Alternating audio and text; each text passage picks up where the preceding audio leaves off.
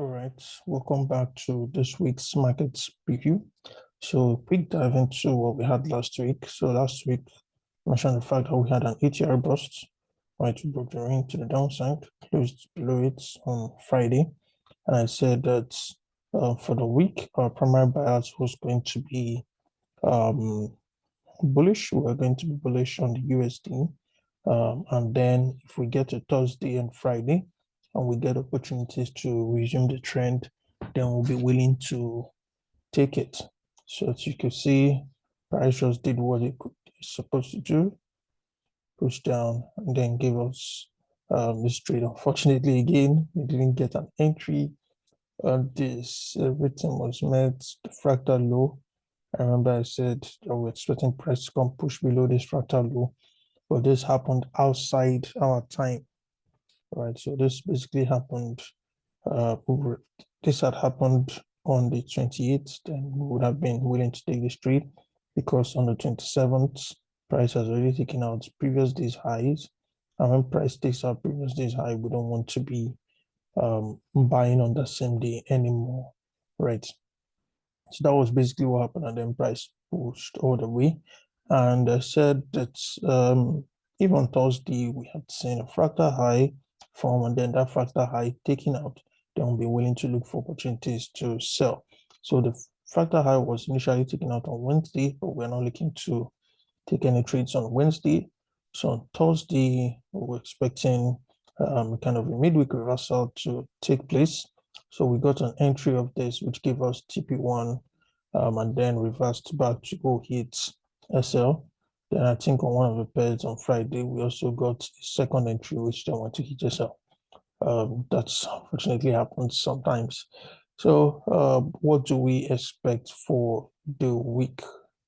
Actually left us with our first month with that closed in loss of about 0.75%. So for the week in view, we had Friday again create an ATR bust, right? So broke above the range, right? So what we'll be expecting this week, we'll be expecting bearishness to resume on the USD. We'll be expecting bearishness to resume on the USD. If we are looking at fractals, the fractal high that we have for now is still somewhere here, right? That fractal high is still somewhere here. So to change the order flow, price needs to push up all the way to that point to go break it. I don't think that is going to happen. Even if we're going to change to OF, I'm expecting we're going to create an intermediate high somewhere here and then drop a little bit below it and then price push up to take it out. That is if we are going to change the OF.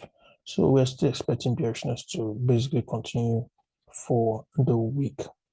So if we go into our USD basket, we could see that this fractal high was created here and then it had been taken out. However, on dollar futures, we are yet to take out previous day's high. So we want to see the previous day's high being also taken out on USD futures as well, which hasn't happened. So we still need to wait. The high of Monday is at 101.725, while the high of Tuesday is still at 101.71. So we'll be waiting for price to push up and take this out. So we'll still be expecting a move higher. So we'll be expecting price to go above this 122.64 level, right? We'll be expecting price to push up and then take out the highs of Monday so that we get the high of the week. So what we want to do is basically want to trade off the high of the week and low of the week. That's always what we are trying to do with our weekly trades. So the weekly high has been formed, or we're getting indications that it has been formed on